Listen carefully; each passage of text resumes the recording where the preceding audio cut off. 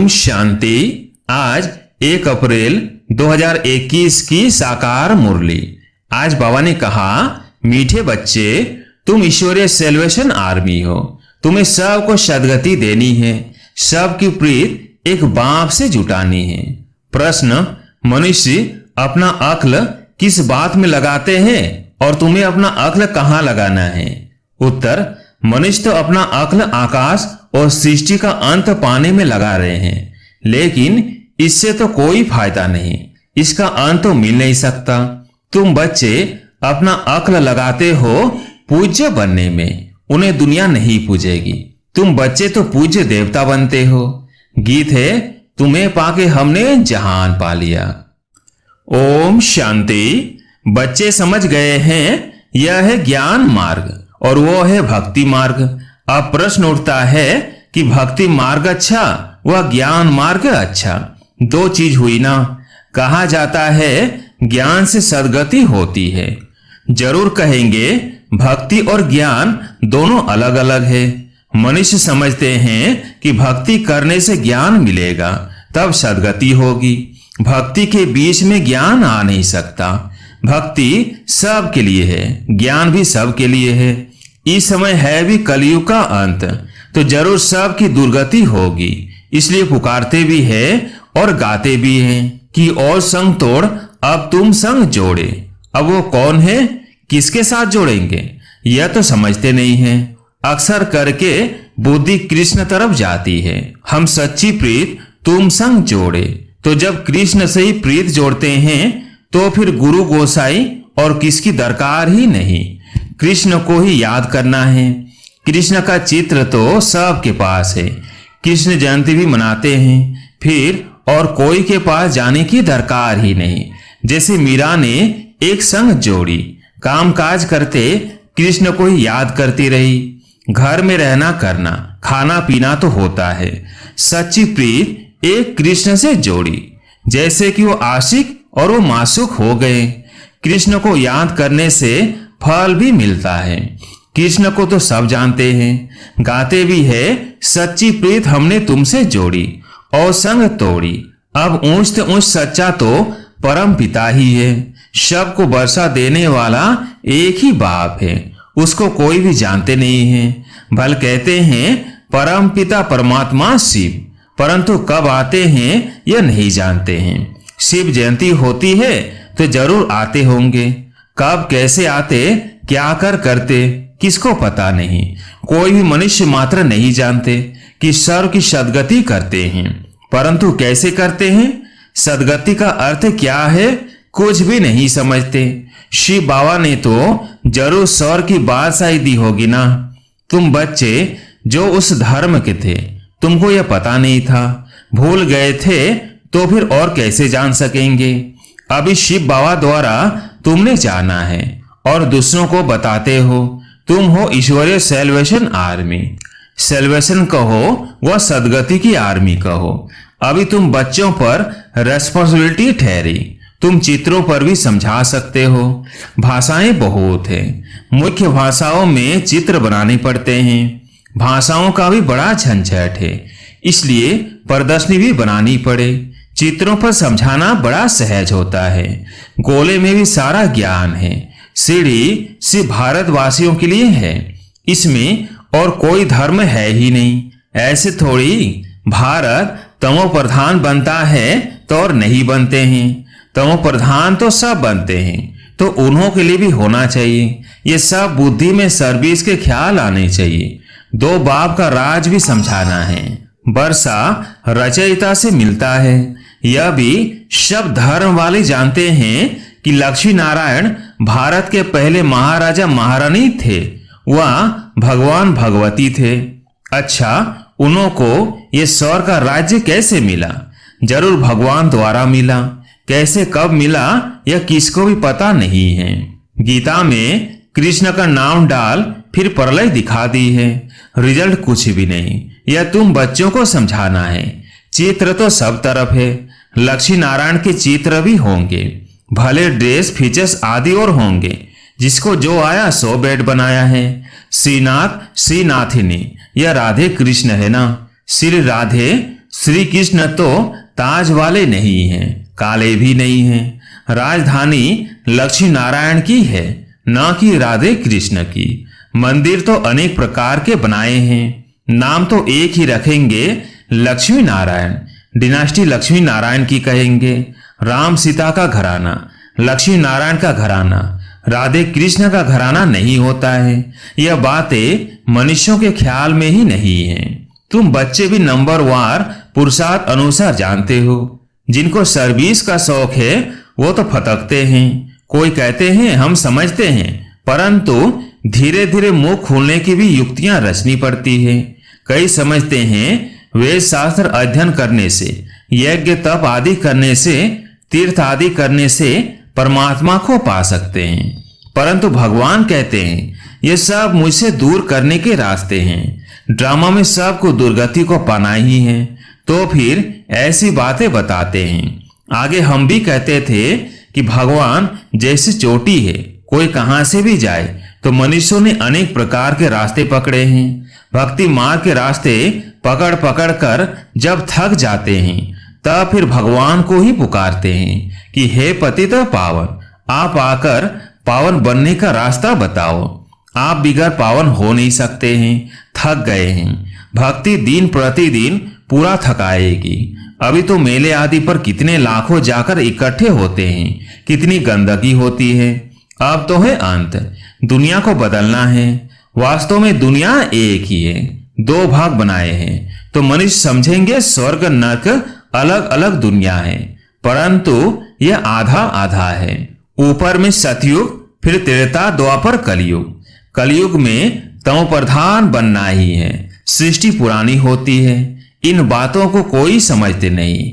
मुझे हुए हैं, कोई कृष्ण को भगवान तो कोई राम को भगवान कह देते हैं। आजकल तो मनुष्य अपने को भगवान कह देते हैं। हम ईश्वर के अवतार हैं। देवताओं से भी मनुष्य तीखे हो गए हैं। देवताओं को फिर भी देवता ही कहेंगे, या तो फिर मनुष्य को भगवान कह देते। यह है भक्ति मार्ग। देवताएं तो स्वर्ग में रहने वाले थे, अभी कलयुग है आयरन एज में, फिर मनुष्य भगवान कैसे हो सकते। बाप कहते हैं मैं आता ही हूं संगम युग पर, जबकि मुझे आकर दुनिया को ट्रांसफर करना है। कलयुग से सतयुग हो, बाकी सब शांति धाम में चले जाएंगे। वह है निराकारी दुनिया और यह है साकारी दुनिया। निराकारी झाड़ भी समझाने लिए बड़ा बनाना पड़े। ब्रह्म मत तत्व भी इतना बड़ा है जितना बड़ा आकाश है। दोनों का अंत नहीं पा सकते हैं, भले कोशिश करते हैं, एरोप्लेन आदि में जाएंगे, परंतु अंत नहीं पा सकेंगे। समुद्र ही समुद्र, आकाश ही आकाश है, वहां तो कुछ भी है नहीं। भले कोशिश बहुत करते हैं, परंतु इन सब बातों से फायदा क्या। समझते हैं हम अपना अक्ल निकालते हैं, यह मनुष्य का अक्ल। साइंस का घमंड भी मनुष्यों में है। भले कितना भी कोई अंत पाए, परंतु उनको सारी दुनिया पूजेगी तो नहीं, देवताओं की तो पूजा होती है। तुम बच्चों को बाप कितना ऊंच बनाते हैं, सबको ले जाते हैं शांति धाम। भल ये सब जानते हैं हम मूल वतन से आते हैं, परंतु जिस प्रकार तुम समझते हो वैसे दुनिया नहीं जानते। वह क्या है, कैसे आत्मा वहां रहती है, फिर नंबर वार आती है, यह कोई नहीं जानते। ब्रह्म महतत्व में निराकारी झाड़ है, यह नहीं समझते हैं। सतयुग में थोड़े रहते हैं, बाकी सब आत्माएं मूल वतन में रहती हैं। जैसे ये साकारी वतन है वैसे ही मूल वतन है। वतन कभी खाली नहीं होता, न यह न वह। जब अंत होता है तो ट्रांसफर हो जाते हैं।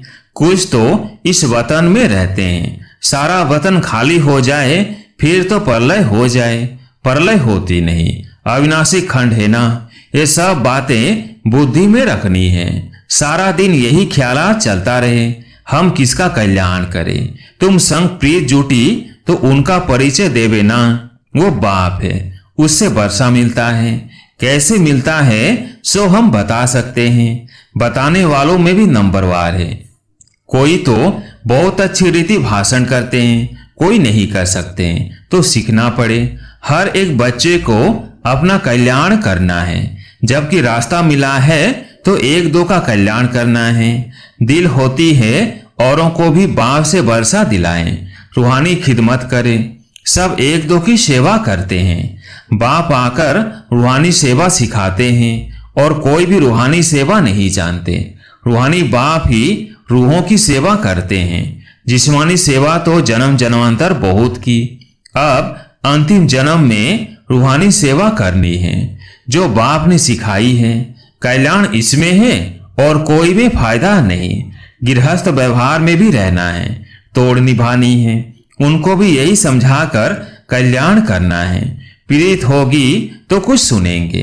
कई तो डरते हैं कि पता नहीं हमको भी सन्यास न करना पड़े।